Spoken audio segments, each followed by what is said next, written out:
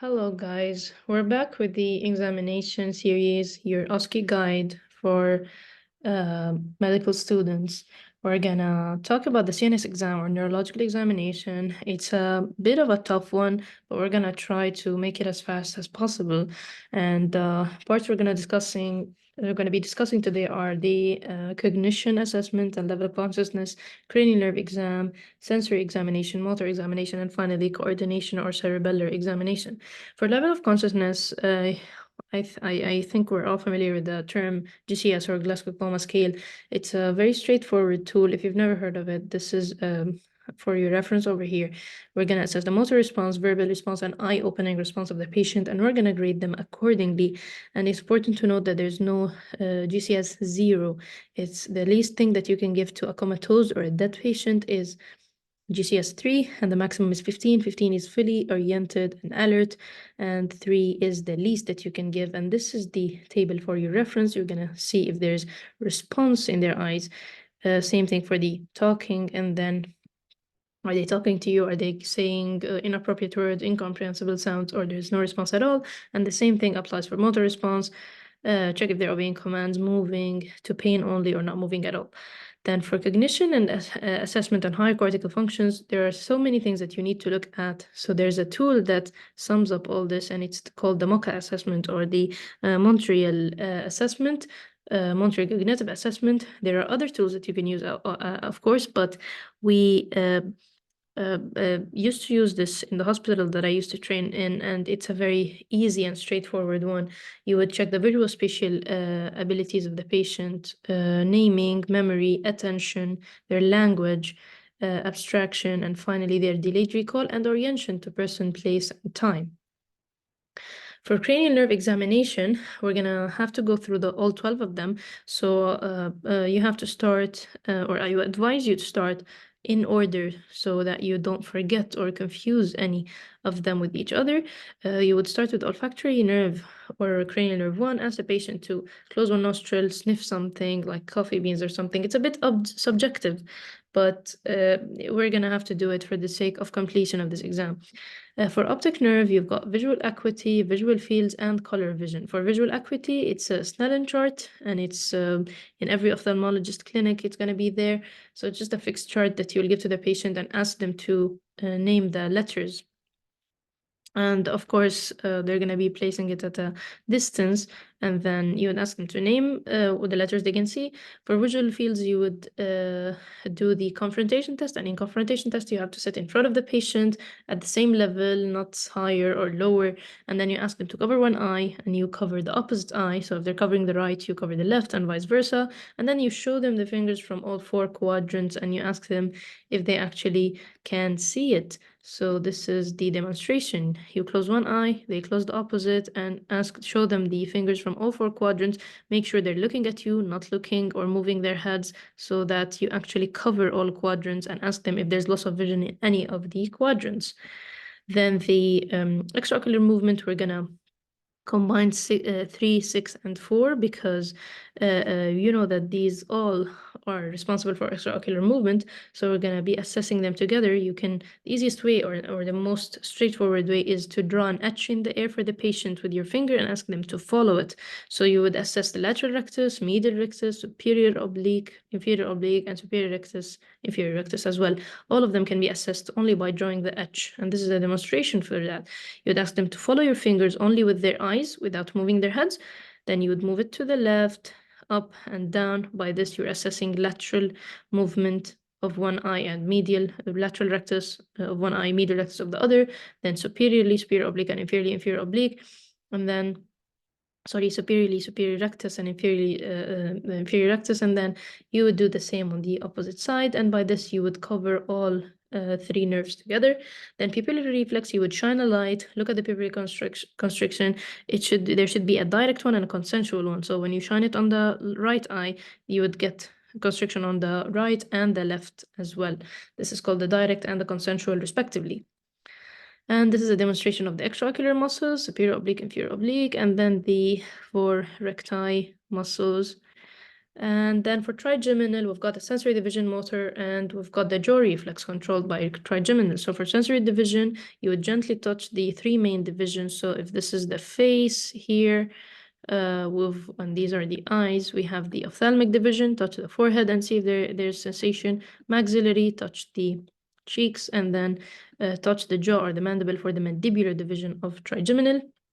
Then for the motor, you would ask them to move their jaw from side to side. This is assessing the pterygoids. Then ask them to open the jaw and resist closing it. This is again assessing their pterygoids. And for jaw reflex, you would put your finger on the jaw, tap on it, and see if it closes. This is normal jaw reflex. For facial nerve, the sensory division is taste over the anterior two-thirds. You could ask the patient if the taste is intact or actually ask them to taste something. Again, it's a bit subjective. For motor division, you would check the facial expressions of the patient. So you would start from up, going down, ask them to raise their eyebrows or frown. By this, you're assessing and then you would ask them to clench their teeth and you would touch the temporalis on both sides, temporalis muscle.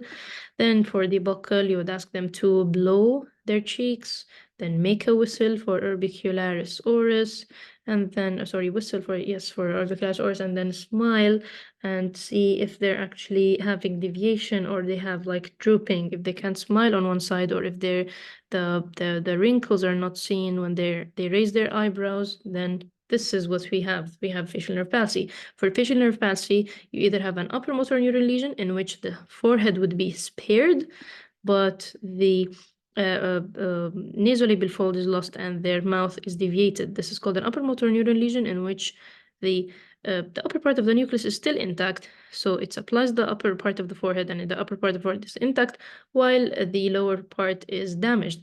In lower motor neuron lesion of the facial nerve, in which the lesion is somewhere lower than the cortex, you would get complete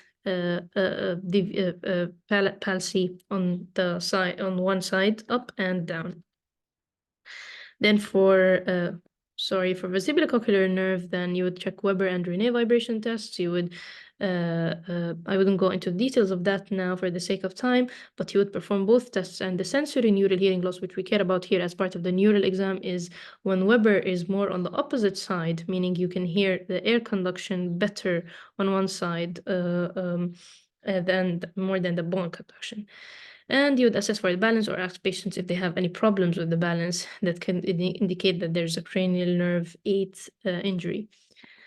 For glossopharyngeal, sensory division again is taste, but over the posterior two-thirds. Remember, facial was anterior two-thirds. This is posterior two-thirds. For motor division, assess their ability to swallow and elevation of the palate on both sides. So ask them to open their mouth and see that. And there's a bit of a coordination in function between glossopharyngeal and vagus. So the same thing almost applies to both. You would ask them to open their mouth and you would look at the uvula. If it's central, not deviated to any of the sides, and the palate is elevated, this means that both are intact. And if it's there's a lesion in the vagus, you would get deviation of the uvula to the unaffected side or the opposite side. For sensory division of vagus, you would again check taste in the base of the tongue back or in the supraglottic area. For accessory nerve, you have to check the shoulder of the patient. So ask them to shrug their shoulder against resistance, and this is checking the trapezius, or ask the patient to turn their head laterally to each side for sternocleidomastoid. And finally, for hypoglossal, ask the patient to move their tongue to both sides, and if there's any damage, the tongue will be deviated to the affected side, unlike vagus, where it deviates to the opposite side or the normal side. Moving on to motor examination, which is a bit lighter than the cranial nerve, is that we're gonna have it divided into 4 parts, and these 4 parts are the bulk, then muscle tone, then power, and then reflexes. For the bulk, you would check the appearance of the muscle. Is it atrophied, hypertrophied, or there's fasciculation? Atrophy goes more with UMNL or upper motor neuron lesion, in which there's disuse atrophy, and fasciculation goes with LMNL or lower motor neuron lesion. For tone, Tone by definition is resistance to passive movement. So if you're actually having resistance when you passively move the limb, this means that there is good tone. If the limb is floppy and it's not having any kind of resistance, this means there's hypotonia. And then you've got rigidity and spasticity, two very similar aspects, but there's a difference in the examination actually. For rigidity, the tone would be exaggerated or high, and there would be some stops in between when you move the limb. So for example, if you extend the elbow, try to extend the elbow of the patient, you would get stops throughout the movement. And this goes with extrapyramidal tract injury. And a very good example is the cogwheel rigidity seen in Parkinson's versus spasticity, where it is caused by pyramidal tract injury, and you would get resistance by the end of the movement. So for example, try to extend the limb of the patient or the elbow, let's say, and you would get resistance by the end of the movement, very difficulty in extending it fully. This is mostly pyramidal tract injury, and a very good example of this is having a stroke. For muscle power, again, there's active and passive. The active power, meaning I'm asking the patient to move their limbs freely and see if they can actually move it against gravity or not. For passive, you ask them to contract it against force or resistance. You apply resistance for each movement, and you see if they actually can contract or not. And this is the grading. The least is 0, in which you're paralyzed, and the maximum or the normal is 5, in which there is normal range of movement. In between, you have to assess whether they can move it against gravity or only from side to side, and you would grade it accordingly. For the reflexes, it's again from 4 to +4. The reflexes we have to assess are here, demonstrated over here. So you would tap on the tendon, not on the muscle, and you would see if the muscle is contracting. So we have bicep reflex, which is innervated by C5, C6. It's very important to know the nerve roots. And then we have brachioradialis, in which you tap again here on the tendon of the brachioradialis, triceps, in which you tap directly on the tendon again, and then knee reflex, in which you tap on the patella. And it's better to have the patient hanging their leg in the air so that everything is relaxed and you can see the actual extension of the knee. And finally, the ankle reflex, in which you tap on the Achilles tendon and you see the ankle reflex demonstrated, in which the normal movement is going to be, you can dorsiflex it a little bit, and the normal movement is going to be plantar flexion. And this is again for the grading. 0 is areflexia, 4 is clonus, in which you have repetitive, rapid rhythmic contractions, which are exaggerated, not normal. The normal is actually here to have reflexes of +2. Finally, sensory examination, we have light touch. There are so many aspects under sensory. It's a bit subjective again, because it depends on the patient and what he's telling you, what he's perceiving. But we can complete it just for the sake of completing this station. Light touch, you can use a cotton and compare both sides. For example, go throughout the upper limb and then lower limb. Just use a cotton or a piece of tissue and you can see if they have light touch.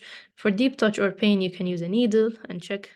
For vibration, you would use a tuning fork and put it over bony prominence and see if they can feel it. For proprioception, try to ask them to close their eyes, move their finger in a certain direction, or draw a shape and ask them if they actually can feel it. And finally, for cerebellar examination, we are looking at the coordination here. So we've got this diadokinesia test. The diadokinesia is the abnormality, actually. So how can you put it to test? You can test it by asking them to do a rapid repetitive movement and see if it's actually normal or there is a lag in between or they can't perform it properly. A very easy way to do that is to ask them to tap on their, by one hand, to tap on the palm of the other hand and keep rotating it. And then repeat on the other side and see if they can repetitively do it and rapidly and normally. If they don't, then there's probably a cerebellar dysfunction there. Finger to nose, you ask them to touch their finger, touch their nose, and then touch your finger, and you keep moving your finger around so that they can, you see if they can keep up with you, keep up with the pace that you're moving your hand in or not. And then for heel to shin, a very similar aspect, you would ask them, as demonstrated here, to move their heel from the knee down and then see if it's a straight movement and it's rapidly happening, or there is any lag in between, or if there's even a zigzag while they're doing that. Some patients would literally do a zigzag in the air and then they would run their heal down the shin of the tibia, and this means that there is a cerebellar injury or problem in the coordination of their movements. And finally, for ataxia and balance, you would check if they have any ataxia in there, like ask them to walk in front of you, see their gait, see the steadiness while they stand. And again, ataxia indicates cerebellar damage. That wraps up our presentation. Hope you found it easy, and thank you for watching.